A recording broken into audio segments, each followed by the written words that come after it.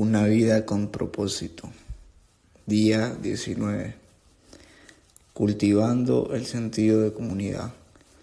Puedes desarrollar una comunidad saludable y robusta que vive correctamente con Dios y disfrutar de sus resultados solamente si hacen el trabajo duro de llevarse bien entre ustedes, tratándose entre sí con dignidad y honor. Se comprometieron a la enseñanza de los apóstoles, a compartir la vida, a las comidas comunitarias y a las oraciones. Para tener comunidad se requiere compromiso. Solo el Espíritu Santo puede crear la comunión genuina entre creyentes, pero Él la cultiva por medio de las decisiones y los compromisos que hacemos. Pablo enseña esta dualidad de responsabilidades cuando dice: han sido unidos en paz a través del Espíritu. Esfuércense por continuar juntos de esta manera. El poder de Dios y nuestro esfuerzo son necesarios para producir una comunidad cristiana amorosa. Desdichadamente, muchas personas crecen en familias que tienen relaciones enfermizas y por tanto no tienen las habilidades relacionales necesarias para la comunión genuina. Tienen que ser enseñados cómo llevarse bien con otros y cómo relacionarse con otros en la familia de Dios. Dichosamente, el Nuevo Testamento está lleno de instrucciones acerca de cómo compartir la vida juntos. Pablo les escribo cosas a ustedes para que sepan cómo vivir en la familia de Dios. Esta familia es la iglesia. Si está cansado de la comunión superficial y le gustaría cultivar la comunión genuina y hacer de su grupo o de su clase o de su escuela dominical o de su iglesia una comunidad amorosa, necesitará tomar unas decisiones difíciles y tomarse algunos riesgos. Para cultivar el sentido de comunidad se requiere la sinceridad. Tendrá que tener suficiente cariño como para confrontar amorosamente a otros con la verdad, aun cuando sería preferible pasar por alto un problema o ignorar un asunto, aunque es mucho más fácil permanecer callado cuando otros a nuestro alrededor se están haciendo daño o le están haciendo daño a otros con un pecado habitual. Esta no es la cosa amorosa que se debe hacer. La mayoría de las personas no tienen nadie en sus vidas que les tenga suficiente amor como para decirles la verdad, aun cuando ésta sea dolorosa, y por tanto continúan en sus comportamientos autodestructivos. Muy a menudo sabemos qué es lo que necesita que se le diga a alguien, pero nuestros temores nos impiden hacerlo. Muchos grupos han sido saboteados por el miedo. Nadie en el grupo tuvo el valor de hablar cuando la vida de uno de sus miembros le estaba destruyendo. La Biblia nos manda que hablemos la verdad en amor, porque no podemos tener comunidad sin la franqueza. Salomón dijo: una respuesta sincera es una señal de la verdadera amistad.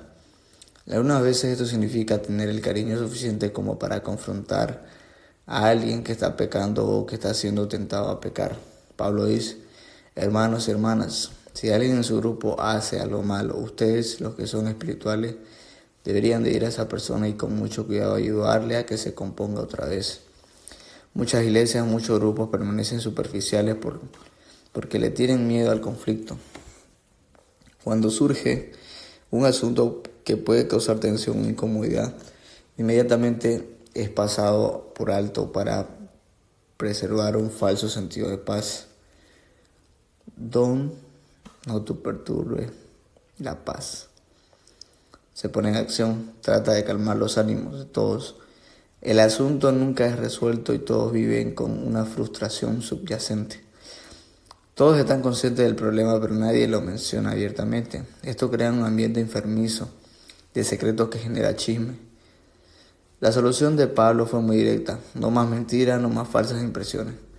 Díganle la verdad a su vecino. Después de todo, en el cuerpo de Cristo todos estamos conectados entre sí. Cuando se mienten unos a otros, se mienten a ustedes mismos. La comunidad genuina, ya sea un matrimonio, una amistad o en su iglesia, depende de la franqueza. De hecho, el túnel del conflicto es el conducto a la intimidad en el cualquier relación. Hasta que le importe lo suficiente como para confrontar y resolver las barreras subyacentes, nunca profundizará su intimidad con otros. Cuando un conflicto es manejado correctamente La intimidad con otros se profundiza al encarar y resolver las diferencias. La Biblia dice, al final las personas aprecian más la franqueza que la adulación. La franqueza no es una licencia para decir lo que quiera, donde quiera y cuando quiera. No, es dureza. La Biblia nos dice que hay un momento correcto, una manera correcta de hacer todo. Decir palabras sin pensarlas, dejar ideas que perduran. Dios dice que nosotros no estamos en la iglesia. No hablemos entre nosotros como miembros amorosos de la familia. Nunca uses palabras duras cuando corrijas a alguien mayor, sino que háblale como si fueran tu padre. Háblale a los más jóvenes como si fueran tus hermanos, a las mujeres mayores como si fueran tu madre, y a las mujeres más jóvenes como si fueran tus hermanas. Es triste, pero miles de grupos han sido destruidos por la falta de sinceridad. Pablo tuvo que engañar a la iglesia en Corinto por su pasivo código de silencio, ya que permitieron la inmoralidad en la congregación. Como nadie tuvo el valor de confrontarla, él dijo, no puedo simplemente ignorar el problema y esperar que desaparezca por sí solo. Sáquenlo a la luz y resuélvanlo. Mejor un poco de devastación y vergüenza que perdición eterna. La consideran algo pequeño cuando es lo que menos es. No deberían de actuar como si todo está bien cuando uno de sus compañeros cristianos es compromiso o estafador. Indiferente con Dios o rudo con sus amigos, se emborracha o se hace avaricioso y depredador. No pueden simplemente estar de acuerdo con esto, tratándolo como si fuera comportamiento aceptable. No soy responsable de lo que hagas, los que están afuera de la iglesia, pero ¿no tenemos alguna responsabilidad por aquellos dentro de nuestra comunidad de creyentes? Para cultivar el sentido de comunidad se requiere humildad. Creerse importante, el esnovismo, el orgullo obstinado destruyen la comunión más rápido que cualquier cosa. El orgullo edifica paredes entre personas, la humildad construye puentes. La humildad es el aceite que suaviza y calma las relaciones. Por eso es que la Biblia dice, vístanse con la humildad cuando se traten entre sí. La ropa apropiada para la comunión es la actitud humilde. El resto del versículo dice, porque Dios se opone a los orgullosos, pero le da gracia a los humildes. Esta es la otra razón por la que necesitamos ser humildes. El orgullo bloquea la gracia de Dios en nuestras vidas, la cual tenemos que tener para crecer, cambiar, sanarnos y ayudarnos a otros. Recibimos la gracia de Dios cuando humildemente admitimos que la necesitamos. La Biblia dice que cuando somos orgullosos estamos viendo una oposición a Dios. Esa es una manera de vivir rica, necia y peligrosa.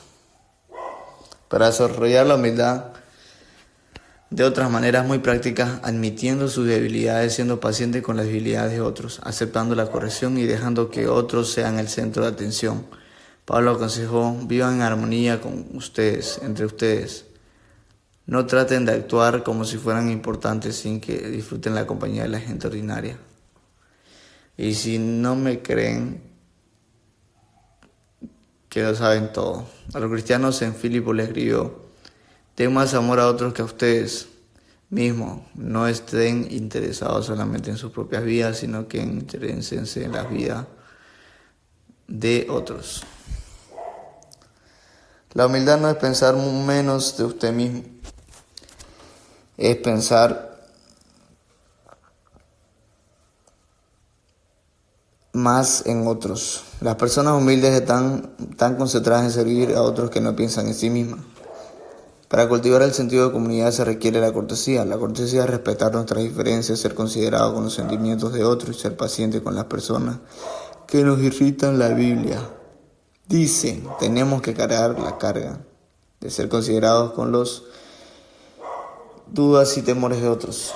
Pablo dijo, el pueblo de Dios debería de tener un gran corazón y ser cortés. En cada iglesia y cada grupo hay al menos una persona difícil, generalmente más de una. Estas personas pueden tener necesidades emocionales especiales, profundas inseguridades manerismos irritantes o pocas habilidades sociales. Podrá catalogar a esta persona como un N.E.G. Necesita extra gracia. Dios nos puso a esta persona entre nosotros, tanto para nuestro beneficio como para ellos. Son una oportunidad para crecer y para poner a prueba la comunión. Vamos a amarlos como hermanos y hermanas, tratarlos con dignidad. En una familia, la aceptación no está basada en qué tan inteligente sé que es, qué tan talentoso. Está basada en el hecho de que nos pertenecemos los unos a los otros, defendernos y protegernos de lo de la familia.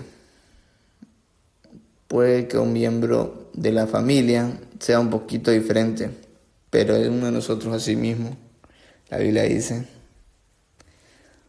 sean dedicados los unos a los otros como en una familia amorosa. Distínganse, que se respetan mutuamente.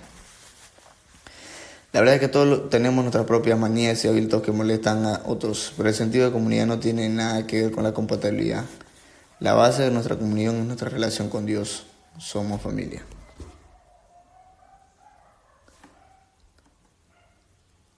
Una clave para ser cortés es entender el pasado de las personas. Descubre la historia de ellas.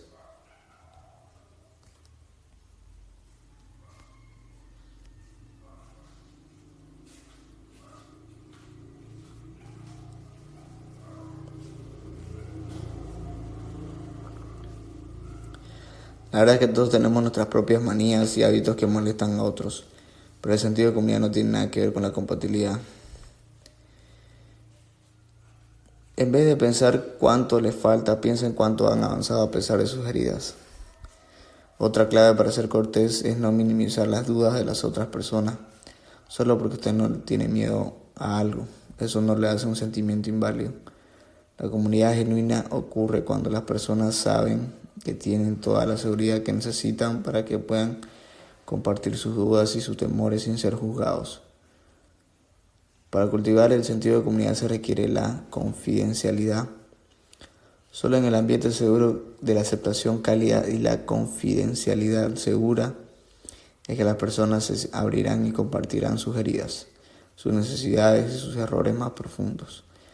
La confidencialidad no significa guardar silencio mientras un hermano o hermana está pecando. Significa que lo que es compartido en su grupo necesita quedarse en su grupo. Y el grupo necesita ver qué puede hacer acerca de ello. No chismear con otros lo compartido. Dios odia el chisme, especialmente cuando tratamos de pasarlo como una petición de oración por otro. Dios dice: el chisme es propagado por personas malas. Ellas crean problemas y rompen amistades. El chisme siempre causa heridas y divisiones y destruye la comunión. Y Dios es muy franco que hemos de confrontar a aquellos que causan divisiones entre cristianos. Si los afronta acerca de sus acciones divisivas, puede que se enojen y que dejen su grupo, su iglesia. Pero el sentido de comunidad de la iglesia es más importante que cualquier individuo. Para cultivar el sentido de comunidad requiere la frecuencia. Tiene que tener contacto frecuente y habitual con su grupo para que pueda edificar la comunión genuina. Las relaciones toman tiempo. La Biblia nos dice: no rompamos el hábito de reunirnos como algunos lo están haciendo. Al contrario, animémonos los unos a los otros. Hemos de desarrollar el hábito de reunirnos. Un hábito es algo que se hace con frecuencia y no de vez en cuando. Tiene que pasar tiempo con las personas, mucho tiempo, para formar relaciones profundas. Por esto es que la comunión es muy superficial en muchas iglesias. No pasamos suficiente tiempo juntos y el tiempo que pasamos es usualmente escuchando hablar a una persona.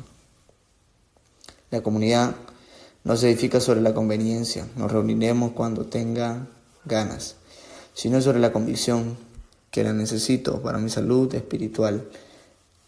Si quiere cultivar la comunión genuina, tendrá que reunirse aun cuando no sienta ganas, porque cree que es más importante. Los primeros cristianos se reunían todos los días, adoraban juntos asiduamente en el templo cada día. Se reunían en grupos de hogares para tener comunión y compartían sus alimentos con gran gozo y agradecimiento. La comunión requiere una inversión de tiempo. Si es miembro de un grupo o una clase, lo insto a que haga un pacto de grupo y incluya las nuevas características de la comunión bíblica. Compartiremos nuestros verdaderos sentimientos, autenticidad. Nos daremos ánimo los unos a los otros, mutualidad. Nos apoyaremos los unos al otro, simpatía.